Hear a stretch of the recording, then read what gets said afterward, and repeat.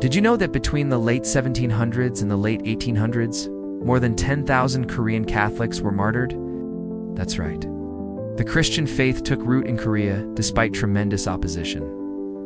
Let's dive into the incredible story of the Korean martyrs. The history of Christianity in Korea is unlike that of any other nation. Unlike many lands where the gospel arrived through the physical presence of missionaries, in colonial powers in Korea, it began not with foreign preachers, but the hunger of the Korean intellect and soul for truth. It was a flame sparked not by conquest, but by curiosity. A flame that would be fanned into a roaring fire of martyrdom, spiritual resolve, and divine witness. In the late 18th century, a group of Korean scholars and noblemen, engaged in the pursuit of knowledge, found themselves intrigued by Western thought.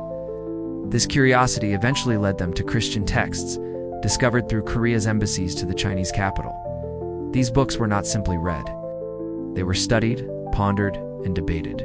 It was not long before these intellectuals found themselves captivated, not merely by philosophical novelty, but by the profound truths of the gospel. Among them was Ni Sunjan, who in 1784 undertook a journey to Beijing with more than diplomacy on his mind. There, he was baptized Peter Ri. This was no superficial conversion. Upon returning to his homeland, he became an evangelist of extraordinary fervor, spreading the Christian message among his compatriots. His efforts bore fruit. Many were converted, including Paul Yun and Jacques Kuhn. Yet this awakening did not go unnoticed. To the ruling authorities of Korea, steeped in Confucian, orthodoxy, and increasingly wary of Western influence, Christianity was seen not as a benign philosophy, but a dangerous allegiance to a foreign creed. In 1791, this suspicion turned deadly. Paul Yun and Jacques Kuhn, two of Peter Ri's earliest converts, were executed for their faith. They were the first martyrs of the Korean Church, but far from the last. In the face of such persecution, the faith did not recede, it advanced. In 1794, only 3 years after the martyrdom of Yun and Kuhn, a Chinese priest, Father James Su, risking his life, entered Korea. When he arrived, found something astonishing: a vibrant community of over 4,000 Catholics flourishing despite the absence of clergy. He ministered to these hidden believers until 1801, when the government finally discovered and executed him. His blood was added to the soil of Korea, already sanctified by the sacrifice of its native martyrs.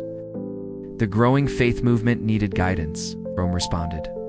Pope Leo XII, upon receiving a letter smuggled from Korea by faithful Catholics, established the Prefecture Apostolic of Korea in the early 1830s. In 1836, Monsignor Lawrence Imbert entered the country alongside other missionaries. For a few years, they worked in secrecy, building up the church from within. Then came 1839, and with it, another wave of terror. This time, the persecution claimed many of these European priests, who chose to remain with their flocks rather than escape. It became clear that Korea's faith would not depend forever on foreign shepherds. Korean candidates for the priesthood were sent to Macau to be trained and ordained. From among them emerged one of the greatest figures in Korean Christian history, Andrew Kim Taegon. He was the first native Korean priest, and his ministry was brief but luminous. In 1845, he returned to his homeland. In 1846, he was martyred. He was only 25 years old.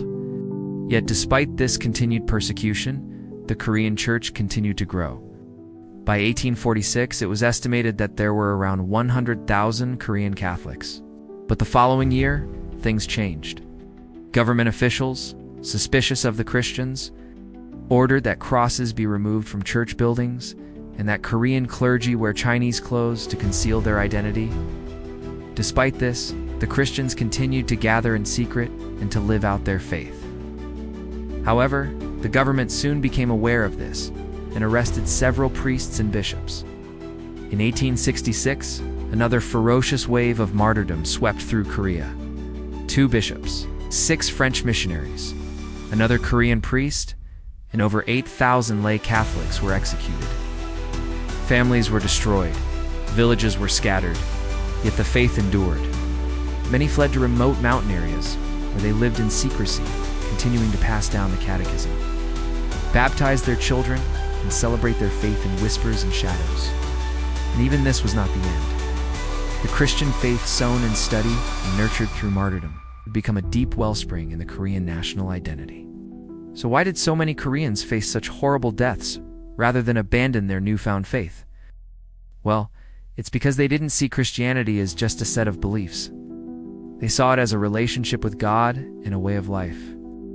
These people were willing to pay the ultimate price to stay true to their beliefs, and that is something we should all admire.